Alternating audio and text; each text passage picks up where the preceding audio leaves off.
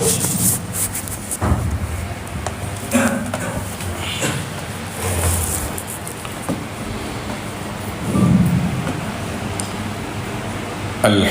لله نحمده ونستعينه ونستغفره ونعوذ بالله من شرور أنفسنا ومن سيئات أعمالنا من يهده الله فلا مضل له ومن يضلل فلا هادي له وأشهد أن لا إله إلا الله وحده لا شريك له وأشهد أن محمدا عبده ورسوله أرسله بالهدى ودين الحق ليظهره على الدين كله ولو كره المشركون اللهم صل على محمد وعلى آل محمد كما صليت على إبراهيم وعلى آل إبراهيم إنك حميد مجيد اللهم بارك على محمد وعلى آل محمد كما باركت على إبراهيم وعلى آل إبراهيم في العالمين إنك حميد مجيد عباد الله أوصيكم ونفسي أولا بتقوى الله يا أيها الذين آمنوا اتقوا الله حق تقاته ولا تموتن إلا وأنتم مسلمون يا أيها الذين آمنوا اتقوا الله وقولوا قولا سديدا يصلح لكم أعمالكم ويغفر لكم ذنوبكم ومن يطع الله ورسوله فقد فاز فوزا عظيما يا أيها الناس اتقوا ربكم الذي خلقكم من نفس واحدة وخلق منها زوجها وبث منهما رجالا كثيرا ونساء واتقوا الله الذي تساءلون به والأرحام إن الله كان عليكم رقيبا أما بعد فإن أصدق الحديث كتاب الله وخير الهدي هدي محمد صلى الله عليه وسلم وشر الأمور محدثاتها وكل محدثة بدعة وكل بدعة ضلالة وكل ضلالة في النار അല്ലാഹുവിൻ്റെ സത്യവിശ്വാസികളായ അടിമകൾ തഖ്വയുള്ളവരായി ജീവിക്കുകയും അതുവഴി ദുനിയാവിലും ആഖിറത്തിലും അല്ലാഹു പൊരുത്തപ്പെടുന്ന ജീവിതം സമ്പാദിക്കുകയും ചെയ്യണമെന്ന് ആദ്യമായി എന്നോടും തുടർന്ന് നിങ്ങൾ ഓരോരുത്തരോടും വസിയ്യത്ത് ചെയ്യും. അല്ലാഹു സുബ്ഹാനഹു വ തആല ഭൂമിയിൽ മനുഷ്യജീവിതം ആരംഭിക്കുന്നത് തൗഹീദ് കൊണ്ടാണ്. മനുഷ്യന്റെ ചരിത്രത്തിൽ ആദ്യ കാലഘട്ടങ്ങളിൽ തൗഹീദ് അല്ലാത്തൊരു സംവിധാനവും ലോകത്തുണ്ടായിട്ടില്ല. തൗഹീദിൽ നിന്നാണ് മനുഷ്യ താമസം ഇവിടെ ആരംഭിക്കുന്നത്. അതുകൊണ്ട് കൃത്യമായ കാര്യമാണ്, ശിർക്ക് വന്നു ചേരുകയാണ്. അള്ളാഹുവിൻ്റെ ലക്ഷ്യം തൗഹീദാണ്. അള്ളാഹുവിനെ മാത്രം അംഗീകരിച്ച് അള്ളാഹുവിനെ റബ്ബായി പരിഗണിച്ച് ജീവിക്കുക. അള്ളാഹുവിനെ റബ്ബായി പരിഗണിച്ച് ജീവിക്കുക എന്ന് പറഞ്ഞാൽ എനിക്ക് എന്തെല്ലാം സൗകര്യങ്ങൾ ഈ ഭൂമിയിൽ ലഭ്യമാകുന്നുണ്ടോ ആ സൗകര്യങ്ങളെല്ലാം എൻ്റെ അള്ളാഹുവിൽ നിന്ന് മാത്രമുള്ളതാണ് എന്ന് അംഗീകരിച്ച് ജീവിക്കുക. അല്ലാത്തൊരു വിഷയത്തെ പറ്റിയുള്ള ചിന്തയോ ചർച്ചയോ ലോകത്ത് ആരംഭിക്കുന്നില്ല. അതുകൊണ്ടാണല്ലോ റസൂലുള്ളാഹി സ്വല്ലല്ലാഹു അലൈഹി വസല്ലം പറഞ്ഞത്, ആദം അലൈഹിസ്സലാത്തു വസ്സലാമിന്റെ മക്കൾ 10 തലമുറ കുല്ലുഹും ഫി തൗഹീദ്. ഇബ്നു അബ്ബാസിൽ നിന്ന് നിവേദനം. ആദം അലൈഹിസ്സലാത്തു വസ്സലാമിന്റെ മക്കൾ 10 തലമുറ അത് മുഴുവനും തൗഹീദിലാണ്. അപ്പൊ ആ 10 തലമുറക്ക് ശിർക്കിനെ പറ്റിയുള്ള ഒരു പരിഗണനയില്ല, ഒരു ചർച്ചയേ ഇല്ല, ഒരു സംഭവമേ ഇല്ല. അതേ അവസരത്തിൽ പാപകരമായ കാര്യങ്ങൾ സംഭവിച്ചിട്ടുണ്ട്. പാപങ്ങളെയും ശിർക്കിനെയും ഒരേപോലെ ആക്കരുത്. പാപങ്ങളെയും ശിർക്കിനെയും ഒരുപോലെ ആക്കരുത്. ഈ പാപങ്ങളെ ശിർക്കായി തെറ്റിദ്ധരിപ്പിക്കുന്ന ഒരു രീതിശാസ്ത്രം ഈ എല്ലാവരും ഐക്യത്തിൽ പോകണം എന്ന് പറയുന്നവർ വാദിക്കാറുണ്ട്. ജഹാലത്താണത്, വിവരക്കേടാണത്. അതായത് ഉസ്മാൻ റളിയല്ലാഹു തആല അൻഹുവിനെ കൊന്ന ഉസ്മാൻ റളിയല്ലാഹു തആല അൻഹുവിനെതിരിൽ പുറപ്പെട്ടിരിക്കുന്ന വിപ്ലവകാരികൾ ഖവാരിജുകൾ, അവർ ഉസ്മാൻ റളിയല്ലാഹു അൻഹുവിനെ കൊല്ലാൻ വേണ്ടിയിട്ട് എല്ലാ ഒരുക്കങ്ങളും പൂർത്തിയാക്കി ബഹുമാനപ്പെട്ടവരെ വീട്ടിൽ തടങ്കിലാക്കി വെച്ചിരിക്കുകയാണ്. വീട് വളഞ്ഞിരിക്കുകയാണ് ഖവാരിജുകൾ. ഉസ്മാൻ റളിയല്ലാഹുവിനെ ഏത് സമയത്തും കൊല്ലാനുള്ള ഒരുക്കത്തിലാണ് ഖവാരിജുകൾ. അതായത് ഇന്നത്തെ ഇറാനിയൻ ഷിഈയ്യത്തിന്റെ പൂർവികന്മാർ സഹബാക്കളെയും മുഅ്മിനീങ്ങളെയും കൊല്ലുക എന്നുള്ളതാണല്ലോ അവരുടെ രീതി. അതാണ് അവരുടെ ലക്ഷ്യം. അവരുടെ ആദർശ ലക്ഷ്യം മറ്റുള്ളവരെ കൊല്ലുക എന്നതാണ്. അതാണ് ഇറാനിയൻ ജൂദായിസത്തിന്റെ പൊരുൾ. അത് മനസ്സിലാക്കാൻ ആദർശമുള്ളവർക്കേ സാധിക്കുള്ളൂ. രാഷ്ട്രീയം മാത്രം കൊണ്ടുനടക്കുന്നവർക്കോ ഭൗതിക കാര്യങ്ങൾ മാത്രം കൊണ്ടുനടക്കുന്നവർക്കോ അത് മനസ്സിലാക്കിയെടുക്കാൻ കഴിയില്ല. സൂറത്ത് തൗബയിൽ അല്ലാഹു തആല അതുകൊണ്ട് തന്നെയാണ് അത് വിശദീകരിച്ച് പാർട്ടാക്കി പറഞ്ഞത്. 11 കൂട്ടം കാര്യങ്ങൾ ഭൗതികമായ കാര്യങ്ങളാണ്, 3 കൂട്ടം കാര്യങ്ങൾ ആദർശവുമായി ബന്ധപ്പെട്ട കാര്യങ്ങളാണ്. എന്നിട്ട് ആ 11നെയും 3നെയും വേർതിരിച്ച് പറഞ്ഞു തന്നിട്ടുണ്ട് അല്ലാഹു തആല. 11 കാര്യങ്ങളെ എടുത്തു പറഞ്ഞിട്ട് അല്ലാഹു തആല പറഞ്ഞു, ഈ 11 കാര്യങ്ങളാണ് നിങ്ങളുടെ താല്പര്യമെങ്കിൽ, അതാണ് നിങ്ങളുടെ ജീവിത ലക്ഷ്യമെങ്കിൽ, അതിനു വേണ്ടിയിട്ടാണ് നിങ്ങളുടെ സമ്പത്തും ആരോഗ്യവും ചെലവാക്കുന്നതെങ്കിൽ, അതിനു വേണ്ടിയിട്ടാണ് നിങ്ങളുടെ ദഅവത്തും നിങ്ങളുടെ ജിഹാദും നിങ്ങൾ പൂർണ്ണമാക്കുന്നതെങ്കിൽ, താഴെ പറയുന്ന 3 കൂട്ടം കാര്യങ്ങളെക്കാൾ എന്ന് പറഞ്ഞിട്ട് അല്ലാഹു തആല പറഞ്ഞു, നിങ്ങൾ കരുതിയിരുന്നു കൊള്ളുക, നിങ്ങളെ ഞാൻ വെറുതെ വിടുകയില്ല. മുഅ്മിനീങ്ങളോടാ പറയുന്നത്. എന്താണ് ആയത്ത്? ഖുൽ ഇൻ കാന ആബാഉകും വഅബ്നാഉകും വഇഖ്വാനുകും വഅസ്വാജുകും വഅശീറതുകും വഅംവാലുൻ ഇഖ്തറഫ്തുമൂഹാ വതിജാറത്തുൻ തഖ്ശൗന കസാദഹാ വമസാകിന തർളൗനഹാ അഹബ്ബ ഇലൈക്കും. അല്ലാഹു സുബ്ഹാനഹു വ തആല വളരെ കൃത്യവും സ്പഷ്ടവുമായിട്ട് മുഅ്മിനീങ്ങളെ അറിയിക്കുകയാണ്. നമ്മളെയാണ് അറിയിക്കുന്നത്. മുസ്ലിമീങ്ങളോട്, മുഅ്മിനീങ്ങളോട്, മുവഹിദുകളോടാണ് അല്ലാഹു തആല ഈ പറയുന്നത്. ഇത് ഷിയാക്കളോടല്ല അല്ലാഹു പറയുന്നത്, സലഫികളോടാണ് അല്ലാഹു തആല പറയുന്നത്. ഖുൽ ഇൻ കാന, പ്രവാചകരെ നിങ്ങൾ പറയണം അവരോട്, മുസ്ലിമീങ്ങൾക്ക് പറഞ്ഞു കൊടുക്കണം. മറ്റുള്ള മുശ്രിക്കീങ്ങൾക്ക്, ജാറക്കാർക്ക് പറഞ്ഞു കൊടുക്കാനല്ല ഈ ആയത്തിറങ്ങിയത്. അഷ്റഫുൽ ഖൽക്കിന്റെ ഒന്നിച്ചുള്ള മുഅ്മിനീങ്ങൾക്ക് പറഞ്ഞു കൊടുക്കാനാണ് ഈ ആയത്തിറങ്ങിയത്.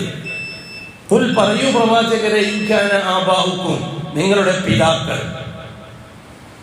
വഅബ്നാഉകും, ഒന്നിച്ചു മാതാക്കളും പെട്ടു, വഅബ്നാഉകും, നിങ്ങളുടെ മക്കൾ, പെൺമക്കളും പെട്ടു,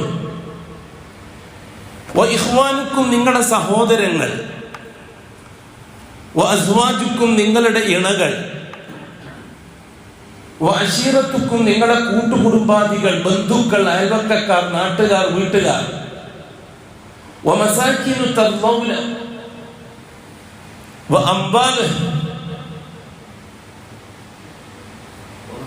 വമസാകിന തർളൗനഹ, നിങ്ങൾ ഇഷ്ടപ്പെടുന്ന നിങ്ങളുടെ വീടുകൾ നിങ്ങൾ മോടി പിടിപ്പിച്ച്, നിങ്ങൾ കോടികൾ ചെലവാക്കി ലോണൊക്കെ വാങ്ങി അങ്ങനെ കോടികൾ ചെലവാക്കി മോടി പിടിപ്പിച്ച നിങ്ങളുടെ കൊട്ടാരങ്ങൾ, മണിമന്ദിരങ്ങൾ, വഅംവാലുൻ ഇഖ്തറഫ്തുമൂഹാ, നിങ്ങൾ സമ്പാദിച്ചു വെച്ചിരിക്കുന്ന സമ്പത്തുകൾ, ബാലൻസ്, ബാങ്ക് ബാലൻസുകൾ, അവിടെ ഇവിടെയൊക്കെ ഉണ്ടാക്കി വെച്ചിരിക്കുന്ന വരുമാന മാർഗങ്ങൾ,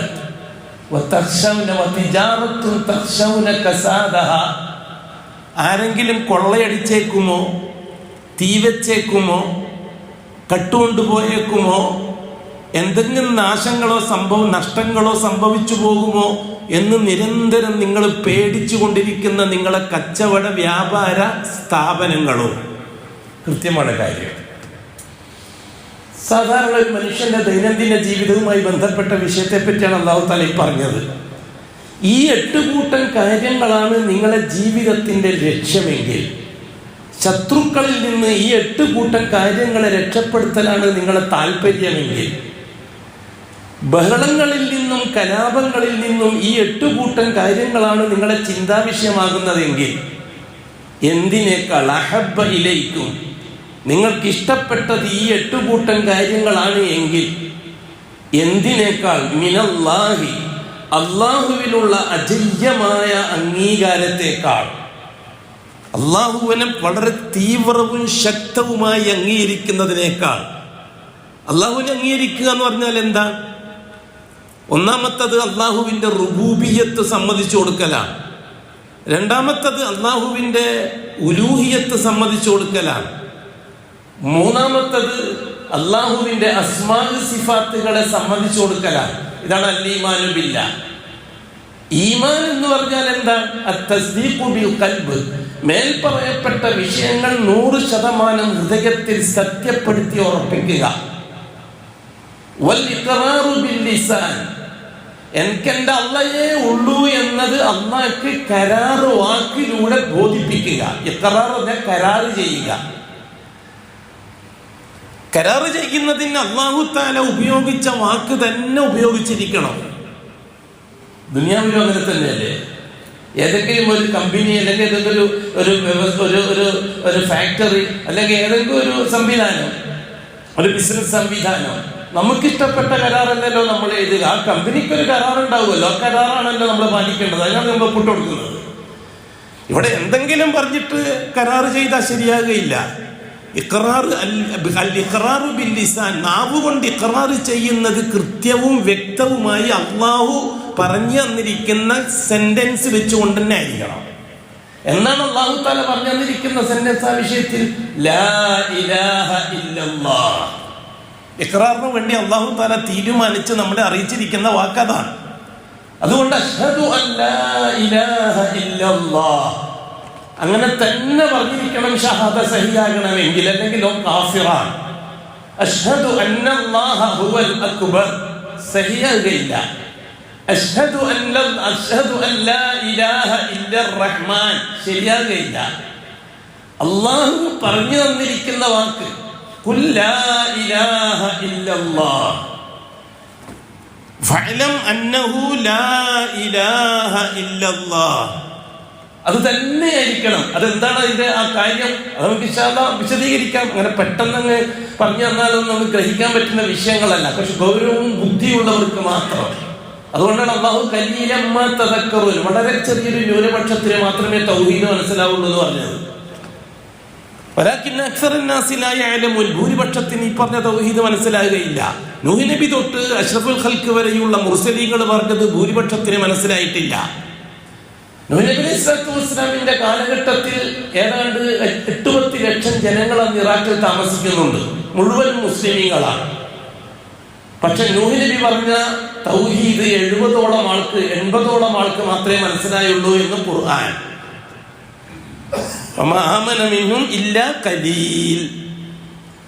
അത് കഴിഞ്ഞിട്ടുള്ള ചരിത്രം പരിശോധിച്ചാൽ ഇബ്രാഹിം അലൈഹിസ്സലാത്തു വസ്സലാമിന്റെ 100 ചില്ലാൻ കൊല്ലത്തെ ജീവിതകാലത്ത് കാര്യം മനസ്സിലായത് 4 പേർക്ക്, 2 ഭാര്യക്കും 2 ആമക്കും, വേറെ ഒരാൾക്കും മനസ്സിലായില്ല. മനസ്സിലായിട്ടുണ്ടെങ്കിൽ കൊണ്ടുപോകാൻ ചരിത്രത്തിൽ ആരെങ്കിലും ഉണ്ടെങ്കിൽ.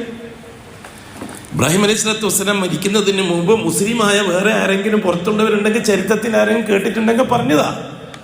ഇറാഖിൽ ജീവിക്കുന്ന കാലത്തോ, അല്ലെങ്കിൽ സിറിയയിൽ ഇബ്രാഹിം അലൈഹിസ്സലാത്തു വസ്സലാം ജീവിക്കുന്ന കാലത്തോ, അല്ലെങ്കിൽ ഹാജറയും ഇസ്മായിലിനെയും കൊണ്ട് മക്കത്ത് പോയി താമസിക്കുന്ന കാലത്തോ, ഈ 2 ഭാര്യമാരും 2 ആമക്കളും അല്ലാതെ വേറെ 5ാമത്തെ ഒരാള് മുസ്ലിമായിട്ട് ഇബ്രാഹിം നബിന്റെ ഒന്നിച്ചുണ്ടെങ്കിൽ നിങ്ങൾ പറഞ്ഞതാന്ന് പറഞ്ഞില്ലേ?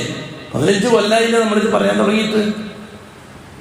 ഒരാളെങ്കിലും, ലക്ഷക്കണക്കിന് ജനം അന്ന് ജീവിക്കുകയല്ലേ ഇറാഖിലും സിറിയയിലും മറ്റൊക്കെ. അവരെല്ലാം പാരമ്പര്യ മുസ്ലിമീങ്ങളും അല്ലേ? അവരൊന്നും പാരമ്പര്യ മതക്കാരല്ലല്ലോ, പാരമ്പര്യ മുസ്ലിമീങ്ങളല്ലേ? നേരത്തെ വന്നുപോയ റസൂലുകളിൽ നിന്ന് മനസ്സിലാക്കിയ അമലും അതനുസരിച്ച് ഇബാദത്തും ചെയ്യുന്നവരല്ലേ അവരൊക്കെ. എന്നിട്ട് എന്താ അവർക്ക് മനസ്സിലാകാതെ പോയത്? ആകെയുള്ളത് ഇത് മിഅ്റാജിന്റെ രാത്രിയിൽ അഷ്റഫുൽ ഖൽഖ് കണ്ട കാഴ്ച നമുക്ക് പറഞ്ഞു തന്നിട്ടുണ്ട്. അഷ്റഫുൽ ഖൽഖ് പറഞ്ഞൊരു വാക്ക് കേട്ടോളെ, ലമ്മാ ഉരിജ ബി ഇലസ്സമാ. ഞാൻ ആകാശത്തിലേക്ക് യാത്ര പോയപ്പോൾ, മിഅ്റാജിന് പോയപ്പോൾ, ഉരിലത്ത് അലയ്യൽ ഉമ്മം, എനിക്ക് മുമ്പ് കഴിഞ്ഞുപോയ ഉമ്മത്തുകളെ മുഴുവനും എൻ്റെ മുമ്പിൽ പ്രദർശിപ്പിക്കപ്പെട്ടു.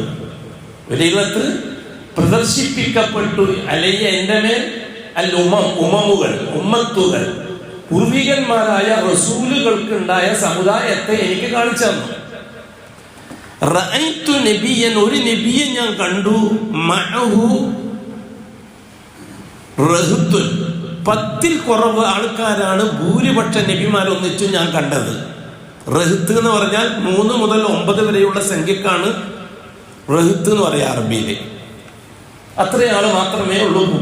വറഅയ്തു നബിയൻ, വേറൊരു നബിയെ ഞാൻ കണ്ടു, മഅഹു റജുലുൻ ഔ റജുലൈൻ, ഒരാളെയും കൊണ്ട് നടക്കുന്ന നബിനെയും കണ്ടു, 2 ആളെയും കൊണ്ട് നടക്കുന്ന നബിനെയും ഞാൻ കണ്ടു. മനസ്സിലാക്കണം ശരിക്കും. മെമ്പർഷിപ്പും കൊണ്ട് ആളെ കൂട്ടാൻ നടക്കണ്ട. തൗഹീദിന് അങ്ങനത്തെ ഒരു പരിപാടിയില്ല, ആളെ കൂട്ടൽ പരിപാടിയില്ല. അത് ബാത്തിലായ തൗഹീദാണ്. അത് ശിയാക്കള പരിപാടിയാണ് ആളെക്കൂട്ടൽ. അത് രാഷ്ട്രീയവും സാമ്പത്തികവും നോക്കുന്നവർക്ക് മാത്രമേ അത്തരം ചിന്താഗതിയുള്ളൂ. തൗഹീദ് ചിന്തിക്കുന്നവർക്ക് ഭൂരിപക്ഷത്തെ പറ്റി ചിന്തിക്കുന്ന പ്രശ്നമില്ല. ഭൂരിപക്ഷം വേണമെങ്കിൽ അത് തൗഹീദിന്റെ സെൽഫി മാർഗത്തിൽ നിൽക്കേണ്ടതില്ല, ഷീഈ മാർഗമാണ് ഏറ്റവും സുഖം. പലരും പറയാറുണ്ട് സെൽഫി ആയത്, മൗലവിയൊക്കെ സെൽഫി ആയത് സാമ്പത്തികവും മറ്റും പരിഗണിച്ചിട്ടാണ്. സാമ്പത്തികം പരിഗണിച്ചിട്ടാണെങ്കിൽ ഒരു പച്ച ഷാളിന്റെ കുറവല്ലേ ഉള്ളൂ, ഒരു പച്ച ഷാളും കൂടി അല്ലേ ഉള്ളൂ. തലീക്കെട്ടിന് തലീക്കെട്ടുണ്ട്, താടിക്ക് താടിയുണ്ട്, കുപ്പാത്തിന് കുപ്പാണ്ട്. ഒരു പച്ച ഷാളും കൂടി ഇട്ടിട്ട് ഒന്ന് മെനക്കെട്ട് കഴിഞ്ഞാൽ കോടികൾ ഇങ്ങനെ വരൂലേ. ഇന്ന് മൊബൈലിന്റെ കാലമല്ലേ. ഇങ്ങനെ ഈ തലീക്കെട്ടെല്ലാം കെട്ടി വെളുത്ത താടിയൊക്കെ ആയിട്ടൊരു പച്ച ഷാളും ഇട്ടിട്ട് വാ നമുക്ക് ഒന്നിച്ചിരുന്നിട്ട് വിക്ര ആൾക്കാർ നടത്താന്ന് പറഞ്ഞാൽ എത്ര ലക്ഷങ്ങളാ വരിക. സെലഫി മാർഗത്തിൽ തന്നെ 10,000 നിശ്ചയത്ത് കേൾക്കാൻ ആഗ്രഹിക്കുന്നത്, പിന്നെയാണോ കോടിക്കണക്കിന് ആൾക്കാർ. വെറുതെ ഈ ഉത്തരം മുട്ടുന്ന സമയത്ത് മഞ്ഞനം കുത്തുക എന്നുള്ള പരിപാടിയാണത്. അതുകൊണ്ട് വഹീദുകൾ ചിന്തിക്കേണ്ടത്, തൗഹീദിന്റെ പ്രബോധകന്മാരെ ചിന്തിക്കേണ്ടത്, അതിന്റെ സംഘടനകളും സംഘടനാ തലപ്പത്തിരിക്കുന്നവരും ചിന്തിക്കേണ്ടത് ആളെക്കൂട്ടാനല്ല, ഭൂരിപക്ഷത്തെ ഉണ്ടാക്കാനല്ല. ഏത് സമയത്തും സസ്പെൻഡായി പോകുന്ന, ഏത് സമയത്തും ഡിസ്മിസ്സായി പോകുന്ന ഹിദായത്തിനെ ഇസ്തിഖാമത്താക്കി കൊണ്ടുപോകാനാണ് നാം ശ്രമിക്കേണ്ടത്. വളരെ കുറച്ച് ആൾക്കാരെ മാത്രമേ നമുക്കതിന് കിട്ടുള്ളൂ. റസൂലുള്ളാഹി സ്വല്ലല്ലാഹു അലൈഹി വസല്ലം പറഞ്ഞു, വറഅയ്തു നബിയൻ, വേറെ നബിയെ ഞാൻ കണ്ടു, ലൈസ മഅഹു അഹദുൻ, ഒരാളും ഇല്ലാതെ ഒറ്റയ്ക്ക് ഇങ്ങനെ നടന്നു പോകുന്നു പല നബിമാരും. മഹ്ശറിൽ അല്ലാഹു അതിറാക്കുന്ന കോലായി പറയുന്നത്. അതിൻ്റെ ഇടയിലാണ് ഒരാൾക്കൂട്ടത്തെ ഞാൻ കണ്ടത്, ഒരു വലിയ ജനക്കൂട്ടം. ഞാൻ വിചാരിച്ചു അത് എൻ്റെ സമുദായമാണെന്ന്, എൻ്റെ ഉമ്മത്താണെന്ന് ഞാൻ ആഗ്രഹിച്ചു. അപ്പോൾ ജിബ്രീൽ പറഞ്ഞു, ഹാദിഹി ഉമ്മത്തു മൂസ, ഇത് മൂസ പ്രവാചകന്റെ സമുദായമാണ് നബിയെ. അതെ, മുർസലീങ്ങളുടെ കൂട്ടത്തിൽ കുറച്ചെങ്കിലും ആൾക്കൂട്ടം ഉണ്ടായത് മൂസ അലൈഹിസ്സലാത്തു വസ്സലാം. അതിനൊരു കാരണമുണ്ട്. ഒരു ഭാഗത്ത് യാക്കൂബ് നബിന്റെ മക്കളായ ഇസ്രായേലിയർ, ബനൂ ഇസ്രായേൽ, ഒരു കുടുംബം മുഴുവനും. മറുഭാഗത്ത് പുറനാട്ടുന്ന നാട് ഭരിക്കാൻ വേണ്ടി അധിനിവേശം നടത്തിയ കിബുത്തി ഫറോവ വിഭാഗം, അതൊരു വേറെ വിഭാഗം. ഇങ്ങനെ 2 വിഭാഗങ്ങൾ തമ്മിൽ. അതിൽ ബനൂ ഇസ്രായേലിലാണ് മൂസ അലൈഹിസ്സലാത്തു വസ്സലാം പ്രവാചകനായിട്ട് വരുന്നത്. ഈ ബനൂ ഇസ്രായേലിലാവട്ടെ പൂർണ്ണമായും കിബുത്തി വിഭാഗത്തിന്റെ അടിമക്കൂട്ടമാണ്. ഈജിപ്തിൽ അന്ന് സാമ്പത്തിക നിലവാരം മുഴുവനും ഇവരെ അടിമപ്പണി എടുപ്പിച്ച്, ബനൂ ഇസ്രായേലിനെ അടിമപ്പണി, അതായത് യാക്കൂബിന്റെ മക്കളെ അടിമപ്പണി എടുപ്പിച്ചിട്ട് കിബുത്തി സമൂഹം സുഖിച്ച് ജീവിക്കുകയായിരുന്നു. ഈജിപ്തിലെ സാമ്പത്തിക ശ്രേണി മുഴുവനും ബനൂ ഇസ്രായേലിന്റെ അടിമപ്പണിയിലൂടെ ഉണ്ടാക്കിയെടുത്തതാണ്. പല കാലഘട്ടത്തിലെയും ചരിത്രം അതാണ്. നമുക്കറിയാം, നമ്മുടെ രാജ്യത്തിന്റെയും ചരിത്രം, സ്വാതന്ത്ര്യം കിട്ടുന്നതിന് മുമ്പുള്ളൊക്കെയുള്ള ചരിത്രം നമുക്ക് നന്നായിട്ട് അറിയാം.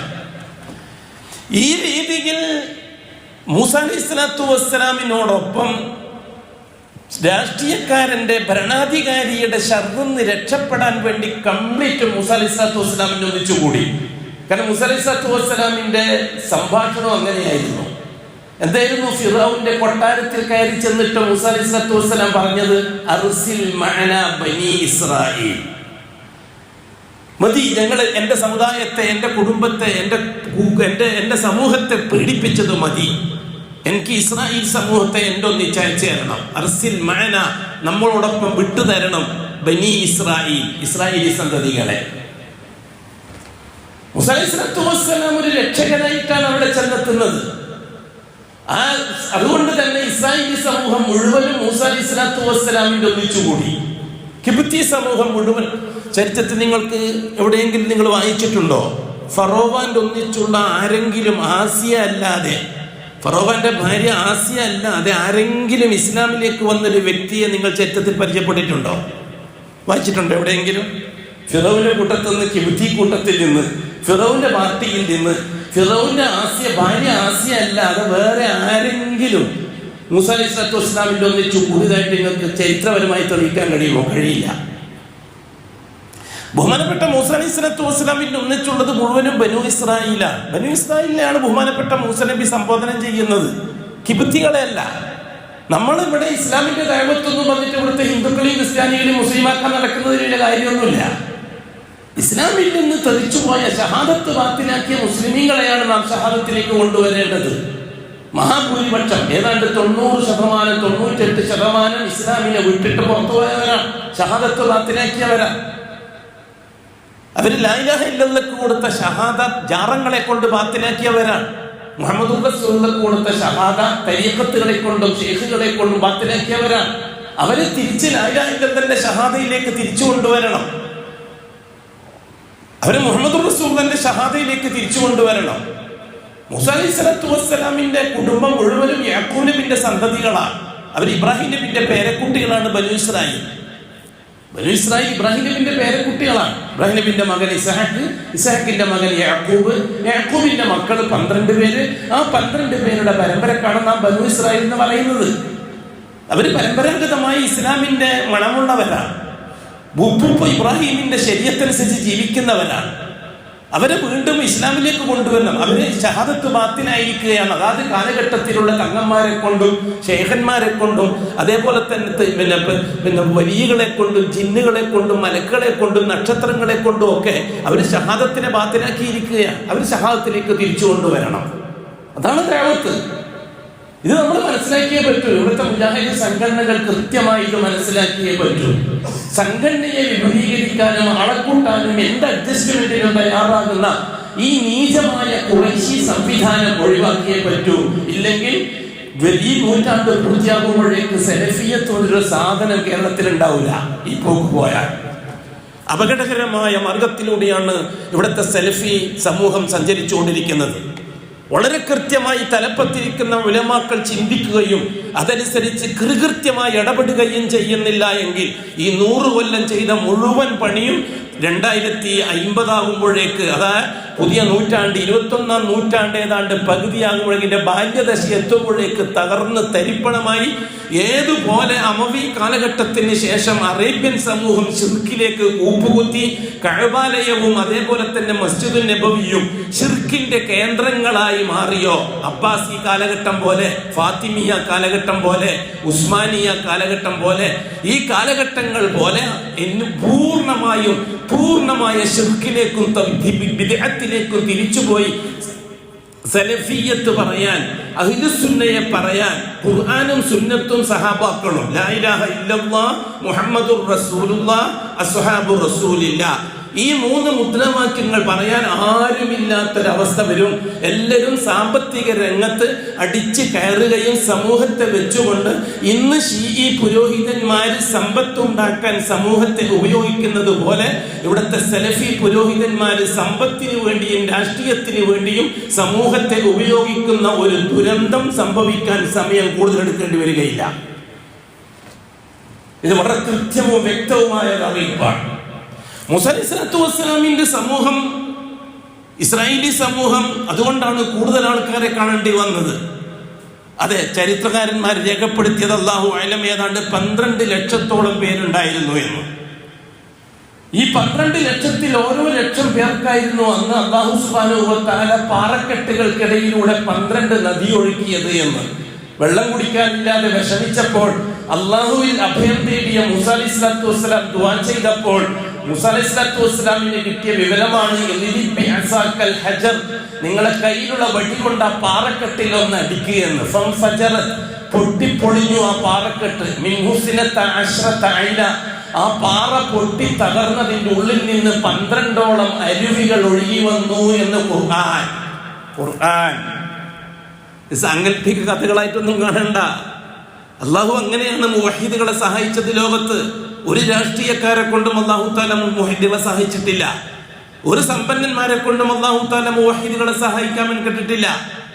എല്ലാം അപ്പുറത്ത് നിർത്തി ഇപ്പുറത്ത് അല്ലാഹു ഏകപക്ഷീയമായി പ്രവാചകന്മാരെ സഹായിക്കുന്ന കാഴ്ചയാണ് നമ്മൾ കണ്ടത്. ഇത് ഖിയാമത്ത് നാൾ വരെ തുടരും. നമ്മൾ ആരെയാണ് കാത്തിരിക്കുന്നത്? നമ്മൾ ആരെ പ്രതീക്ഷിച്ചിട്ടാണ് ഈ ഒരുതരം അഡ്ജസ്റ്റ്മെന്റ് സംവിധാനവുമായിട്ട് മുന്നോട്ട് പോകുന്നത്? ആര് സഹായിക്കുമെന്ന് കരുതിയിട്ടാണ്? സഹായിക്കും ഷിർക്കിലേക്ക് പോയാൽ. മുജാഹിദ് പ്രസ്ഥാനങ്ങൾ ഷിർക്കിലേക്ക് പോയാൽ അവിടെ നിന്നും ഇവിടെ നിന്നൊക്കെ സഹായം വരും. പടിഞ്ഞാറുനിന്ന് സഹായം വരും, കിഴക്കുന്ന സഹായം വരും, തെക്കുന്നും വടക്കുന്നും സഹായം വരും. ഉറച്ചു നിന്നാൽ ആരും സഹായിക്കാനുണ്ടാവില്ല. കാരണം അള്ളാഹുവിനെ ഇടപെടിപ്പിക്കാൻ പരിശീലിക്കുന്ന ഒരു സമൂഹമായിട്ടാണ് മുവഹ്ഹിദീകൾ അള്ളാഹു തആല കാണുന്നത്. അതാണ് മൂസ അലൈഹി സ്വലാത്തു വസ്സലാമിലൂടെ സംഭവം നമ്മൾ പഠിപ്പിച്ചിരുന്നത്. ഇപ്പൊ മൂസ അലൈഹി സ്വലാത്തു വസ്സലാമിന്റെ ഉമ്മത്താണെന്ന് റസൂലുള്ളാഹി തങ്ങൾക്ക് വിവരം കിട്ടി. അപ്പോഴേക്കും റസൂലുള്ളാഹി തങ്ങൾ പറഞ്ഞു, ചക്രവാളത്തോളം നീണ്ടു കിടക്കുന്ന ഒരു സമൂഹം പിന്നെ എൻ്റെ മുമ്പിൽ ഹാജരാക്കപ്പെട്ടു, എൻ്റെ മുമ്പിൽ പ്രദർശിപ്പിക്കപ്പെട്ടു. അവർ ആകാശ ചക്രവാളം വരെ നീണ്ടു കിടക്കുന്നു, നോക്കിയാൽ കണ്ണെത്താത്ത വിധത്തിൽ. എന്നോട് ജിബ്രീൽ പറഞ്ഞു, ഹാദിഹി ഉമ്മത്തുക യാ മുഹമ്മദ്, ഓ മുഹമ്മദ്, ഇത് നിങ്ങളുടെ ഉമ്മത്താണ്. ഖിയാമത്ത് നാൾ വരെ ലാ ഇലാഹ ഇല്ലല്ലാഹ് മുഹമ്മദുർ റസൂലുള്ളാഹ് പറഞ്ഞ സമൂഹമാണ്. പക്ഷേ ഒരു കാര്യം, ഈ സമൂഹത്തിൽ നിന്ന് യദ്ഖുലൂനൽ ജന്ന, സ്വർഗ്ഗത്തിൽ പ്രവേശിക്കുന്നത് 70,000 പേര് മാത്രമായിരിക്കും എന്ന് പറഞ്ഞു ബഹുമാനപ്പെട്ട ജിബ്രീൽ. ഈ കോടിക്കണക്കിന് വരുന്ന ഉമ്മത്തിൽ നിന്ന് 70,000 പേരെ സ്വർഗത്തിലേക്ക് പോവുള്ളൂ എന്ന്. മൻഹും യാ റസൂലല്ലാഹ്, അവർ ആരാണ് റസൂലേ എന്ന് സഹബാക്കൾ ചോദിച്ചു. ഇത് പറഞ്ഞു കൊടുക്കുമ്പോൾ ബഹുമാനപ്പെട്ട അഷ്റഫുൽ ഖൽഖ് അവരുടെ വിശേഷണം പറഞ്ഞു കൊടുത്തു. ഗ്രീൻ ചാനലിലൂടെ സ്വർഗത്തിലേക്ക് പോകുന്ന 70,000. ഇവിടെ വേറൊരു റിപ്പോർട്ടിൽ ഇങ്ങനെ കാണുന്നു, റബ്ബി, എന്റെ റബ്ബിനോട് ഞാൻ അധികത്തിന് വേണ്ടി ചോദിച്ചു, 70,000 കൂട്ടിത്തരണം എന്ന് ചോദിച്ചു ഞാൻ. അപ്പൊ അള്ളാഹുവിൽ നിന്ന് മറുപടി കിട്ടി, ഓരോ 1000-നും 70,000 വീതം നാം വർദ്ധിപ്പിച്ചിരിക്കുന്നു. അതില്ലെങ്കിൽ ഒന്ന് വിട്ടുപോയെങ്കിൽ അൽഹംദുലില്ലാ. അങ്ങനെ ആ കൂട്ടിക്കൊടുത്തതിൽ, അധികം കൊടുത്തതിൽ നമ്മൾ ആഗ്രഹിക്കേണ്ടത് അതാണ്. എന്നിട്ട് റസൂലുള്ളാഹി തങ്ങൾ പറയാണ്, ആരായിരിക്കും അവരുടെ ഗുണം എന്താണ്, അവരുടെ വിശേഷണം എന്താണ്? ഇത് നമ്മൾ ഓരോ മുവഹ്ഹിദുകളും നമ്മൾ സംസാരിക്കുന്നത് നമ്മുടെ സ്വന്തം നഫ്സിനോടും മുവഹ്ഹിദുകളോടും ആണ്.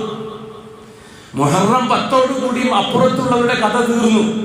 ഇനി നമ്മളാണ് ചരിത്രത്തിൽ വരുന്നത്. മുവഹ്ഹിദുകൾ, ലാ ഇലാഹ ഇല്ലല്ലാഹ് ആൾക്കാർ, അള്ളാഹു മാത്രം എന്ന് പറഞ്ഞവരാണ് ചരിത്രത്തിന്റെ ഭാഗമായി വരുന്നത്. മുഹറം 10 ശേഷം 11 മുതൽ അങ്ങോട്ട് മുഹറം 10 കൂടി ക്ലോസ് ചെയ്തു. അപ്പുറത്തെ ചാപ്റ്റർ അള്ളാഹു ക്ലോസ് ചെയ്തു, അവനെ മുക്കിക്കൊന്നു. ഫറോവ സന്തതികളെ മുഴുവനും നാം മുക്കി നശിപ്പിച്ചു, ഒരാൾ പോലും ബാക്കിയില്ലാത്ത രീതിയിൽ.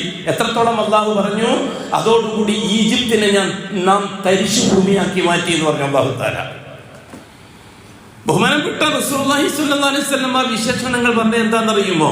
ഒന്നാമത് പറഞ്ഞത്, വഹും ലാ യസ്തർഖൂൻ, മന്ത്രവാദികളടുത്തേക്ക് പോവില്ല. മന്ത്രവാദികളടുത്തേക്ക് പോവില്ല എന്ന് പറഞ്ഞത് ജ്യോത്സ്യന്മാരത്തേക്ക് പോവില്ല എന്നുള്ള അർത്ഥത്തിലല്ല, സലഫികളായ മന്ത്രവാദികളടുത്തേക്ക് പോവില്ല എന്നാണ് പറഞ്ഞത്. ഇവിടെ മന്ത്രവാദം എന്നുള്ളത് ശിർക്കും കുഫ്റാന്ന് നേരത്തെ പറഞ്ഞില്ലേ റസൂലുള്ളാഹി തങ്ങൾ. അനുവദിക്കപ്പെട്ട മന്ത്രവാദത്തെ സംബന്ധിച്ചാണ് ഈ പറഞ്ഞത്. നമ്മുടെ സലഫികളിൽ ചിലർ പറയുന്ന മന്ത്രവാദമുണ്ടല്ലോ, ഏതോ ഒരു സലഫിയും മൗലവിയുണ്ട് ഇങ്ങനെ പെട്ടിയെടുത്ത് നടക്കുന്ന, അങ്ങനെ സൂക്കളൊക്കെ വന്നു കഴിഞ്ഞാൽ അയാൾ എന്താണ് ഇപ്പൊ പേര് പറഞ്ഞ റുഖിയ ശറഈ എന്നൊരു പുതിയ പേര്, അങ്ങനെ ഒരു ചികിത്സാ രീതി, അലോപ്പതി, ഹോമിയോപ്പതി, നാച്ചുറോപ്പതി, ആയുർവേദം, റുഖിയ ശറഈ, ഇതൊക്കെ ചില ചികിത്സന്റെ. ഇനി കുറച്ചു കാലം കഴിഞ്ഞാൽ റുഖിയ ശറഈന്റെ കോളേജൊക്കെ വരാൻ തുടങ്ങും. മെഡിക്കൽ കോളേജിന്റെ കൂട്ടത്തിൽ ഗവൺമെന്റ് അതിനോട് അംഗീകാരം, ഗവൺമെന്റ് പെട്ടെന്ന് അംഗീകാരം കൊടുക്കുകയും ചെയ്യും. കാരണം സലഫിയത്തിനെ കൊല്ലാൻ ഏറ്റവും നല്ല പരിപാടിയാണത്. അതുകൊണ്ട് തന്നെ ഗവൺമെന്റ് പെട്ടെന്ന് അംഗീകാരം കൊടുക്കുകയും ചെയ്യും. നിങ്ങൾ ഏത് രേഖ എടുത്ത് നോക്കി, സലഫിയത്തിനെ കൊല്ലാൻ പറ്റുന്നതെല്ലാം ഗവൺമെന്റ് പെട്ടെന്ന് പാസ്സാക്കി കൊടുക്കും. റസൂലുള്ളാഹി സ്വല്ലല്ലാഹു അലൈഹി വസല്ലം പറഞ്ഞു, അനുവദിക്കപ്പെട്ട ദുആ പോലും മറ്റുള്ളവരോട് പോയിട്ട് ആവശ്യപ്പെടൂല. കലിമാത്തില്ലാഹി തമ്മാത്ത് ദുആ ആണ്, രോഗശമനത്തിന് വേണ്ടിയുള്ള ദുആ. അത് സ്വന്തം ചെയ്യും. മൗലവി സാഹിബേ, ഒന്ന് മന്ത്രിച്ച് തന്നെ, എനിക്കൊന്ന് അനുവദിക്കപ്പെട്ട മന്ത്രത്തെ പറ്റിയാണ് റസൂലുള്ളാഹി തങ്ങളെ പറഞ്ഞത്. ലാ യസ്തർഖൂൻ, അവിടെ ലാ യർഖൂൻ എന്നല്ല പറഞ്ഞത്. ഒരു റിപ്പോർട്ട് മുസ്ലിമിന്റെ റിപ്പോർട്ടായിട്ട് വന്നത് പിഴവാണെന്ന് ഹദീസുകൾ പറഞ്ഞിട്ടുണ്ട്. ലാ യർഖൂൻ, മന്ത്രിക്കുകയേ ചെയ്യില്ല എന്ന്. അങ്ങനല്ല, ലാ യസ്തർഖൂൻ. കുട്ടിക്ക് സൂക്കേടായി, സലഫിയാണ് ആള്, തങ്ങളടുത്ത് മുന്നോട്ട് പോയി കഴിഞ്ഞാൽ അവർ മറ്റേ മന്ത്രവാദം ബുർദ ബെയ്ത്തോ അക്സാം ബെയ്ത്തോ ഓതിയിട്ട് മന്ത്രിക്കാനാ പറയുക. അവിടത്തേക്ക് പോയി അല്ലെങ്കിൽ നൂല് മന്ത്രിച്ച് കെട്ടിത്തരാ ചെയ്യുക, അങ്ങനെയൊന്നുമില്ല. സലഫിയത്തനുസരിച്ചുള്ള ദുആക്ക് വേണ്ടിയിട്ട് അങ്ങനെ കുറെ കേന്ദ്രങ്ങളുണ്ടല്ലോ. ഇപ്പോൾ ഇവർ രഹസ്യമായി എത്തി അവസാനം തങ്ങന്മാരെത്തിയ കുറെ സലഫികൾ നമുക്ക് പരിചയമുണ്ട്. ഈ കരിക്കുമുട്ടയും കറുത്ത കോയില മുട്ട, ഒന്ന് ചെന്തെങ്ങിന്റെ തെക്കോട്ട് ചാഞ്ഞ കൊലയിൽ ഒരു കരിക്ക്, ചെന്തെങ്ങിന്റെ തെക്കോട്ട് ഞാൻ ചോദിച്ച തങ്ങളോട്, എനിക്ക് പരിചയമുള്ള തങ്ങളാ, അതിനങ്ങനെ എന്നാൽ ഈ കോവിലി ബോധ്യപ്പെടും മൗലവി സാഹിബ്. കണ്ടല്ലേ, ഗവൺമെന്റ് ഡോക്ടർക്ക് പോയാൽ ജലദോഷം പനിയും വന്നിട്ട് ഗവൺമെന്റ് ഹോമിയോപ്പതി ഗവൺമെന്റ് ക്ലിനിക്കിൽ പോയാൽ ആകെ 1-2 മരുന്നാണ് കിട്ടുക അല്ലേ? നിങ്ങൾ വേറൊരു പ്രൈവറ്റ് ക്ലിനിക്കിൽ പോയാൽ അല്ലാഹു അക്ബർ, രക്തപരിശോധിക്കൽ വേറെ, ഹാർട്ട് പരിശോധിക്കൽ വേറെ, ആകെ ജലദോഷം വന്നിട്ട് പോയതാ, സ്കാൻ ചെയ്യല് വേറെ. ഇതേപോലെ തന്നെയാണ് ഈ തങ്ങന്മാരെയും ശൈലീനാണ്. അങ്ങനെ 2 മീറ്റർ നീളത്തിൽ വെളുത്ത തുണി, ഇതെല്ലാം കൂടി വേണം കൂടോത്രത്തിന്. ഈ പരിപാടിക്ക് പോകുന്നതിനെ പറ്റിയല്ല ഈ പറഞ്ഞത്. അത് പൊതുവെ ചെറുക്കും കുഫറുമാണെന്ന് നേരത്തെ പ്രഖ്യാപിച്ച കാര്യമല്ലേ? അസ്മായിന്റെ പണിക്കാർ സാഹിര്യങ്ങളാ, എന്താണ് സംശയക്കാര്യത്തില്? അത് എത്ര വലിയ മുദരിസും ഖത്തീബും ഖാദിയായാലും ശരി, അവർ സാഹിര്യങ്ങളാണ്. അവരെ പറ്റിയല്ല ഈ പറഞ്ഞത്. അനുവദിക്കപ്പെട്ട മന്ത്രം പോലും ആവശ്യപ്പെട്ടു പോകില്ലെന്നായി പറഞ്ഞ വാക്കിന്റെ അർത്ഥം. അതേ അവസരത്തിൽ നമ്മൾ രോഗിനെ കാണാൻ പോയി, നമുക്ക് സ്വന്തം ചെയ്യാം ഇഷ്ടപ്രകാരം. രോഗിനെ കാണാൻ പോയി എന്ന് പറയാം, പറഞ്ഞിട്ട് ദുആ ചെയ്തിട്ട് അവർക്ക് മന്ത്രിക്കാം, ഊതിയും ചെയ്യാം. അതേപോലെ തന്നെ ആയത്തുൽ കുർസി, സൂറത്തുൽ ഇഖ്ലാസും ഇത് വേറൊരാളോട് ഒന്ന് ചെയ്തതാന്ന് പറയാൻ പാടില്ല എന്ന്, ചെയ്യില്ല അവര് എന്ന്. ആര്? ഗ്രീൻ ചാനലിലൂടെ സ്വർഗത്തിലേക്ക് പോകുന്നവർ അവര് മന്ത്രം ആവശ്യപ്പെട്ടു പോവുകയില്ല. കരിക്കൽ ചികിത്സ നടത്തുകയില്ല എന്ന് വെച്ചാൽ നാളെ എങ്ങാനും വരുന്ന രോഗത്തിന് ഇന്നേ ചികിത്സിക്കൂല. കരിക്കൽ ചികിത്സ, മുറിക്കൽ ചികിത്സയില്ല. കരിക്കലാണ് പണ്ട്, ഇപ്പൊ മുറിക്കലാണ്. കാലെല്ലാം മുറിച്ചറിയുന്ന പരിപാടി. ബെർലിനെ രോഗം ഉണ്ടാവും, ഡോക്ടർ പറയും ഇത് വ്യാപിക്കാൻ സാധ്യതയുണ്ടോ, മുട്ടുമുതലങ്ങ് മുറിച്ച് കളഞ്ഞേക്കാം. ആ ശരി സാറേ. പണ്ട് കരിക്കലാണ്, പോലും കരിക്കുകയാണ്. അതായത് അത്രയും ഭാഗം കരിച്ചു കളയുന്നൊരു സമ്പ്രദായം വന്നിട്ടുണ്ട്. റസൂലുള്ളാഹി ഞങ്ങൾ അതിനെ പ്രോത്സാഹിപ്പിച്ചില്ല, നിരോധിച്ചു കരിക്കൽ ചികിത്സ. അതേപോലെ തന്നെ അവര് ശാസ്ത്രം, അവര് ഈ പക്ഷിശാസ്ത്രം, കണിശന്മാർ പക്ഷിശാസ്ത്രം ഇല്ലേ, പിന്നെ പക്ഷിശാസ്ത്രം, പക്ഷിനെ കൊണ്ട് സീറ്റടിപ്പിക്കുന്ന പരിപാടി. കണിശന്റെ അടുത്ത് പോയിട്ട് ഞാനിങ്ങനെ ഒരു കച്ചവടം തുടങ്ങാൻ പോകുന്നുണ്ട് ഇന്ന ദിവസം. ശരി, കണിശന്റെ അടുത്തല്ല, തങ്ങളടുത്തായാലും എങ്ങനെ തങ്ങളെ കച്ചവടം തുടങ്ങാൻ പോകുന്നുണ്ട്. ഇവിടെ അടുക്കുന്ന നാട്ടിനടുത്തൊരു തങ്ങളുണ്ട്, എൻ്റെ ഉസ്താദും കൂടിയാണ്. ആ തങ്ങള് ഞാൻ ഒരു ദിവസം ഉണ്ടപ്പോൾ ഒരാൾ പറഞ്ഞു, വീട്ടിന് കുറ്റിയിടാൻ പറ്റിയ സമയം ചോദിച്ചിട്ട് ഒരാൾ വന്നു. അപ്പൊ ഞാൻ ഈ പേരൊന്നും അതിന് ശരിയില്ലാത്തതുകൊണ്ട് ഞാൻ പറയുന്നില്ല, മരിച്ചുപോയി, അള്ളാഹു നല്ല ഊര് കൊടുക്കട്ടെ. അദ്ദേഹത്തിൻ്റെ അടുത്ത് നിന്ന് ഞാൻ ഈ കിതാബ് ഊതിയിട്ടുണ്ട്. അദ്ദേഹത്തിൻ്റെ അടുത്ത് വന്നിട്ട് ചോദിച്ചു എപ്പോഴാണ് കുറ്റിയിടാൻ പറ്റിയ സമയം.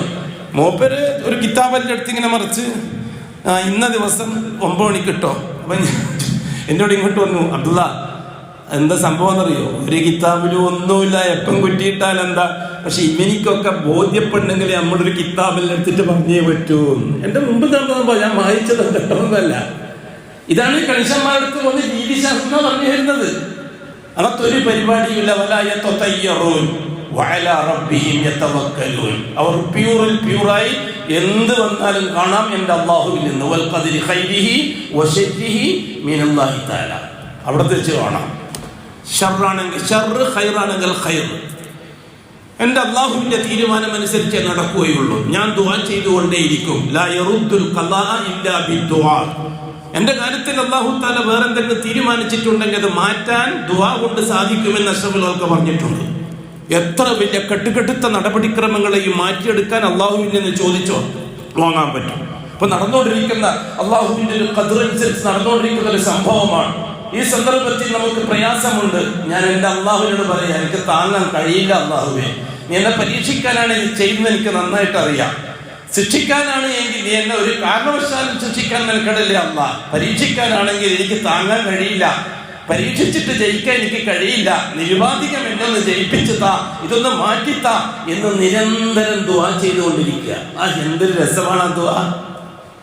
അല്ലാഹുമ്മ ഇന്നി അബ്ദുക് ഇബ്നു അബ്ദിക് ഇബ്നു അമതിക് നാസിയതി ബിയദിക് മാദിൻ ഫിയ ഹുക്മുക് അദിലുൻ ഫിയ ഖദാഉക് اللهم إني أسألك بكل اسم هو لك سميت به نفسك أو أنزلته في كتابك أو علمته أحدا من خلقك أو استأثرت به في علم الغيب عندك أن تجعل القرآن ربيع قلبي ونور صدري وجلاء حزني വദഹാബ ഹമ്മി.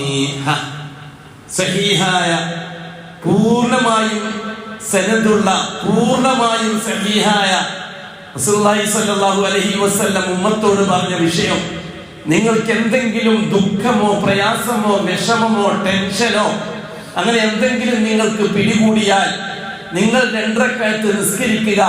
എന്നിട്ട് ആ നിസ്കാരത്തിന്റെ അവസാനത്തിൽ, അതായത് അത്തഹിയ്യാത്തു സ്വലാത്തു കഴിഞ്ഞതിന് ശേഷമുള്ള ദുആകളുടെ കൂട്ടത്തിൽ ഈ ദുആഇനെ ഉൾപ്പെടുത്തുക. എന്താണ് ആ ദുആ? അല്ലാഹുമ്മ ഇന്നി അബ്ദുക, ഏ അല്ലാഹ് ഞാൻ നിന്റെ അടിയാനാണ്. ഇബ്നു അബ്ദിക്, ഞാൻ നിന്റെ അടിയാന്റെ മോനുമാണ് ഞാൻ. ഇബ്നു അമത്തിക്, ഒരു അടിയാത്തിയുടെയും മോനാണ് ഞാൻ. അതാണ് പറയുന്ന വിനീതമായ വാക്കുകൾ. എത്ര വലിയ കുടുംബക്കാരും തറവാട്ടുകാരനും ഒക്കെ ആയാലും അള്ളാഹിന്റെ മുമ്പിൽ ഇവരാരുമല്ല, ഒരു അബ്ദു അമത്തുമാണ്. ഞാൻ നിന്റെ ഒരു അടിമയാണ് അള്ളാഹുവേ, ഒരു അടിമന്റെ മോനാണ് ഞാൻ. ഇബ്നു അമത്തിക്, ഒരു അടിയാത്തിയുടെയും മോനാണ്. നാസിയത്തി ബിയദിക്, എന്റെ മോർധാവ് നിന്റെ കയ്യിലാണ് അള്ളാഹുവേ, നിന്റെ പിടുത്തത്തിലാണ് എന്റെ കംപ്ലീറ്റ് കാര്യങ്ങൾ കിടക്കുന്നത്. നാസിയത്തി ബിയദിക് മാവിൻ ഫിയ ഹുകുമുക്, നിന്റെ ജഡ്ജ്മെന്റ് എന്റെ കാര്യത്തിൽ നടപ്പിലായി കഴിഞ്ഞു, ഞാൻ അനുഭവിച്ചുകൊണ്ടിരിക്കുകയാണ്. തീർച്ചയായിട്ടും അദിലും ഫിയ ഖളാഉക്, നിന്റെ ജഡ്ജ്മെന്റ് 100% നീതിയാണ്. നീതിയല്ലാതെ നിന്റെ ഭാഗത്ത് നിന്ന് സംഭവിക്കുകയില്ല. ഒരിക്കലും നിന്റെ ഭാഗത്ത് നിന്ന് അനീതി സംഭവിക്കുകയില്ല. അനീതി എന്റെ ഭാഗത്തു നിന്നാണ് സംഭവിക്കുക. അതുകൊണ്ട് ഞാൻ ഈ അനുഭവിക്കുന്നത് തികച്ചും അർഹനാണ് അല്ലാഹുവേ, ഞാൻ നിന്റെ നിയമം അനുസരിച്ച്. അസ്അലുക ബികുല്ലി ഇസ്മിൻ ഹുവ ലക്, എനിക്ക് നിന്നോട് പരാതി പറയാനുണ്ട്. നിനക്ക് നീ എന്തെല്ലാം പേരുകൾ സമ്മൈത ബിഹി നഫ്സക്, നിനക്ക് നിന്റെ തടിക്ക് നിന്റെ ദാത്തിന് നീ എന്തെല്ലാം ഇസ്മുകളാണോ പേരുകളാണോ ഇട്ടിരിക്കുന്നത്, ആ മുഴുവൻ പേരുകളുടെയും ബറക്കത്ത് മുൻനിർത്തിക്കൊണ്ട് ഞാൻ നിന്നോട് ചോദിക്കുന്നു. ബികുല്ലി ഇസ്മിൻ ഹുവ ലക് അല്ലദീ സമ്മൈത ബിഹി നഫ്സക് ഔ അൻസൽതഹു ഫീ കിതാബിക, നീ ഇറക്കിയ കിതാബുകളിൽ നീ വിശദീകരിച്ച നിന്റെ നാമഗുണങ്ങൾ, അതിന്റെ ബർക്കത്ത് മുൻനിർത്തിയിട്ട് നിന്നോട് ഞാൻ അപേക്ഷിക്കുന്നു. ഫീ കിതാബിക ഔ അല്ലംതഹു അഹദൻ മിൻ ഖൽഖിക, നിന്റെ പടപ്പുകളിൽ നിന്ന് ആർക്കെങ്കിലും നീ പഠിപ്പിച്ചു കൊടുത്ത വാക്കുകൾ, ഒറ്റക്കൊറ്റക്ക് വേറെ വേറെ ഏതെങ്കിലും നബിക്ക് മാത്രമായിട്ട് നിന്റെ നാമഗുണങ്ങൾ നീ പറഞ്ഞു കൊടുത്തിട്ടുണ്ടെങ്കിൽ അതിന്റെ വർക്കത്തിനെ മുൻനിർത്തിക്കൊണ്ട് ഞാൻ അപേക്ഷിക്കുന്നു.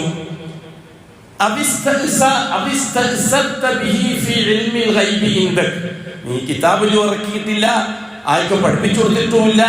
നീ നിന്റെ സ്വകാര്യതയിൽ സൂക്ഷിച്ചു വെച്ചിരിക്കുന്ന നിനക്ക് മാത്രം അറിയാവുന്ന നിന്റെ നാമഗുണങ്ങൾ, അതിന്റെ ബർക്കത്ത് മുൻനിർത്തിക്കൊണ്ട് ഞാൻ നിന്നോട് ചോദിക്കുന്നു അല്ലാഹുവേ, അൻത ജഅലൽ ഖുർആന റബീഅ ഖൽബി, നിന്റെ പരിശുദ്ധ ഖുർആൻ എന്റെ ഹൃദയത്തിന് വസന്തമാക്കി തരണം. വനൂറ സ്വദിരി, എന്റെ നെഞ്ചകത്ത് അതൊരു പ്രകാശമാക്കി തരണം. വജിലാഅ ഹുസ്നി, ഞാൻ അകപ്പെട്ടിരിക്കുന്ന ഈ ദുഃഖം എനിക്ക് മാറ്റിത്തരണം. വദഹാബ ഹമ്മി, എനിക്ക് അകപ്പെട്ടിരിക്കുന്ന ഈ പ്രയാസങ്ങൾ ടെൻഷൻ അതൊന്ന് മാറ്റിത്തരണേ അല്ലാഹുവേ.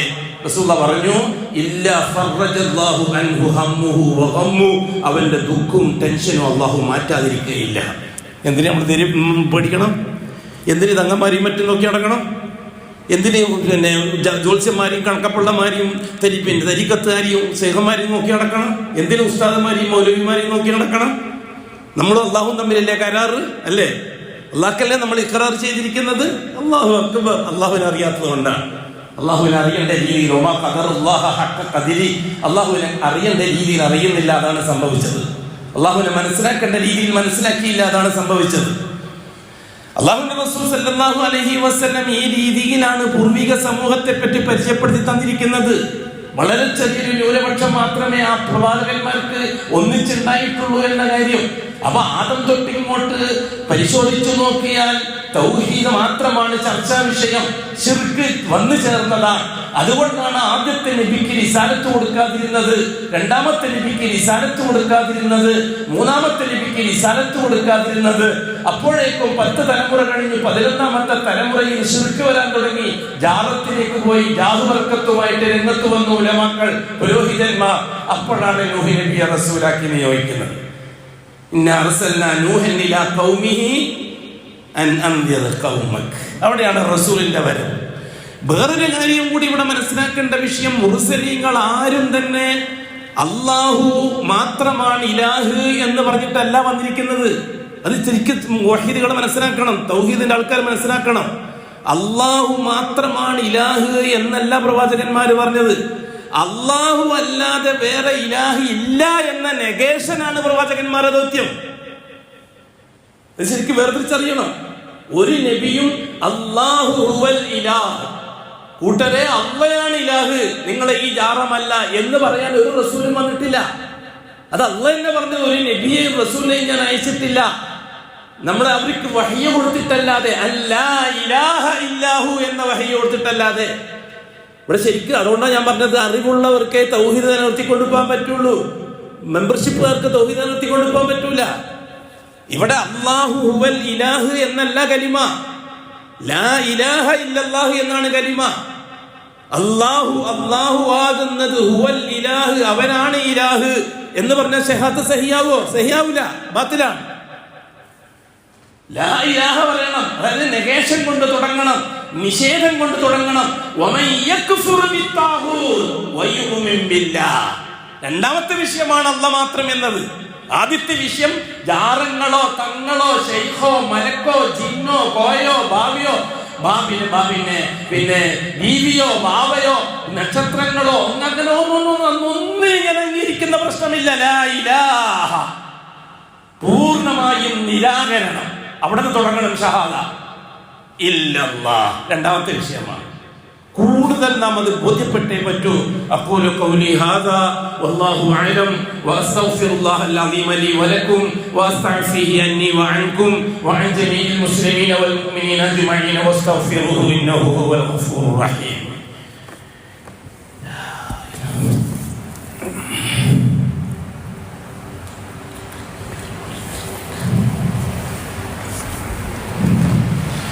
അൽഹംദുലില്ലാഹി റബ്ബിൽ ആലമീൻ വസ്സലാത്തു വസ്സലാമു അലാ അഷ്റഫിൽ മഖ്ലൂഖീൻ മുഹമ്മദിൻ വആലിഹി വസഹ്ബിഹി അജ്മഈൻ. ഇബാദല്ലാഹ് ഇത്തഖുല്ലാഹ ഹഖ്ക തുഖാതിഹി വലാ തമൂതുന്ന ഇല്ലാ വഅൻതും മുസ്ലിമൂൻ. സഹോദരങ്ങളെ, സഹോദരിമാരെ,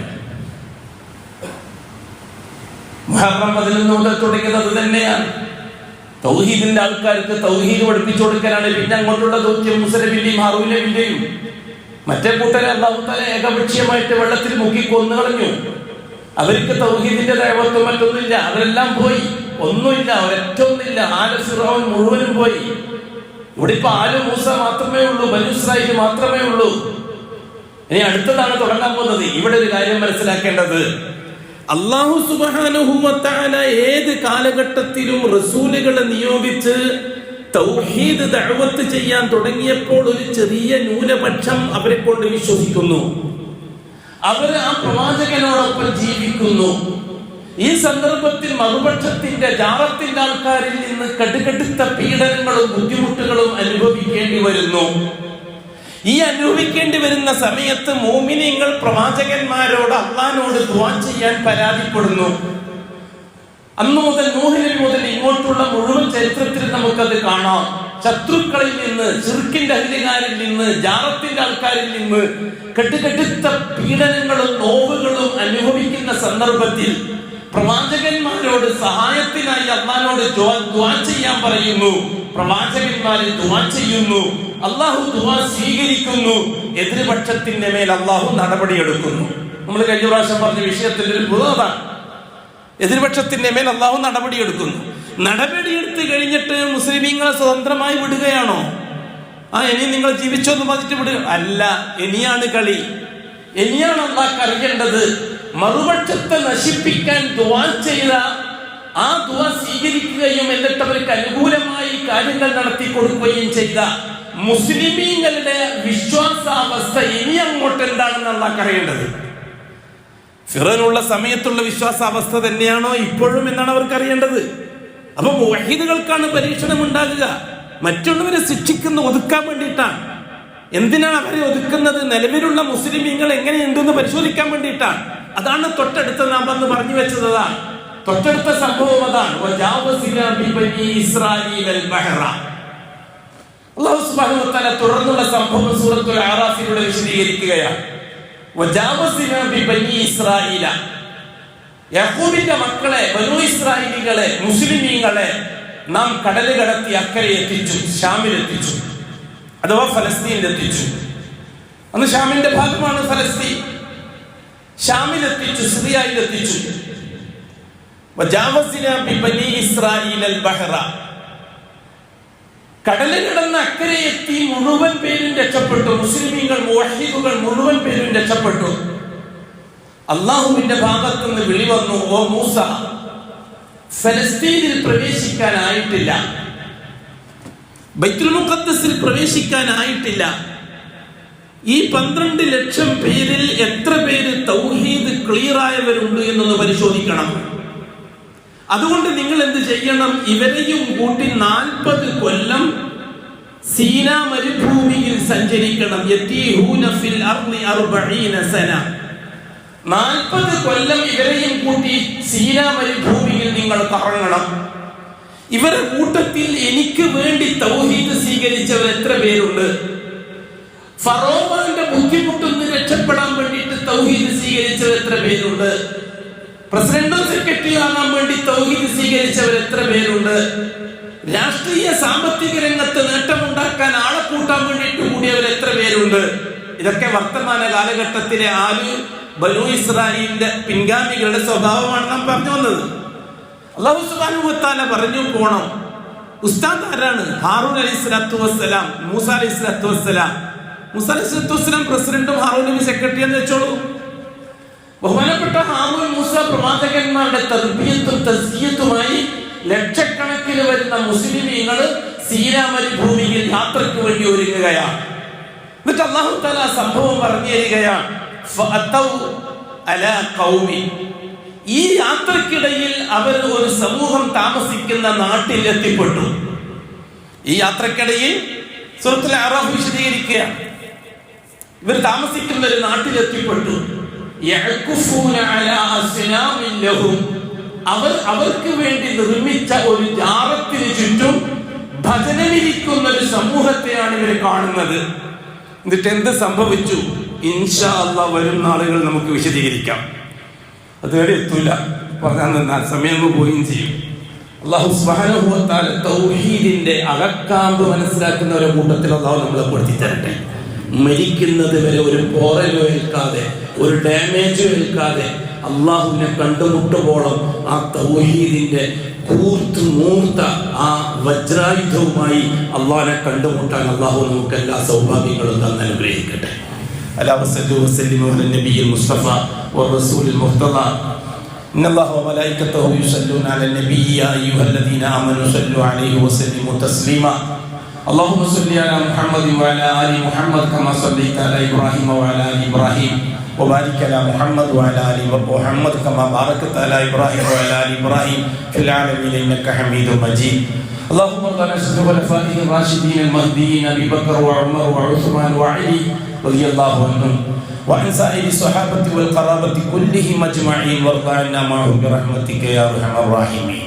اللهم اغفر للمؤمنين والمؤمنات والمسلمين والمسلمات الأحياء منهم والأموات. اللهم إنك مجيب الدعوات وقاضي الحاجات. طيب ثرانا وثراهم واجعل الجنة مأوانا ومأواهم. اللهم اصلحنا وأصلح أئمتنا وأمتنا وولاتنا وولاة أمورنا. اللهم اجعل أمورنا بأيدي خيارنا حتى يقودنا إلى الخير من هو خير منا. اللهم انصر جيوش المسلمين وفك أسر المأسورين وقض الدين عن المدينين.